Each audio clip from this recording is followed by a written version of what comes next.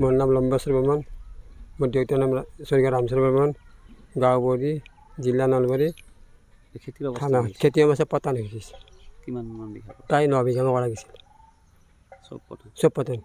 কোন ঠাইত দোকান হেৰি বেলচৰ। কি বীজ আছে এইটো এইটো অলকানন্দ 138 বীজ। আপোনালোকে খেতি কৰি খায় খেতি কৰি খাওঁ আৰু মাছ মাৰি খাওঁ। এতিয়া পতান ইয়াত বানপানী হয় না বানপানী হয়, খৰাঙো হয়। এই গাঁঠি ধন খৰচ কৰি প্ৰায় 1,10,000 মান খৰচ হ'ল। এতিয়া আমি কি ব্যৱস্থা কৰোঁ তাকে খেতিয়কৰ অৱস্থা বেয়া হ'ল। এতিয়া আমাৰ এতিয়া কি ক'ব মুখ্যমন্ত্ৰীক? মুখ্যমন্ত্ৰী কিবা এটা সুবিচাৰ কৰি দিব লাগে আমাক। কৃষি বিভাগৰ মানুহ আহিছিল কৃষি বিভাগৰ মানুহ চণ্ডীব মান অহা গৈছিল আৰু কোনোবা এটা আহিছিল। কি কয় তেখেতসকলে? তেখেতে কৈছে আপোনাৰ কি কৰিব, আমি কি কৰি দিম, আমিতো আপোনাৰ দৰ্খাস্ত দিব পাৰিব কিন্তু আকৌ ব্যৱস্থা নাই, সেনেকৈ কৈছে। একো নহয়।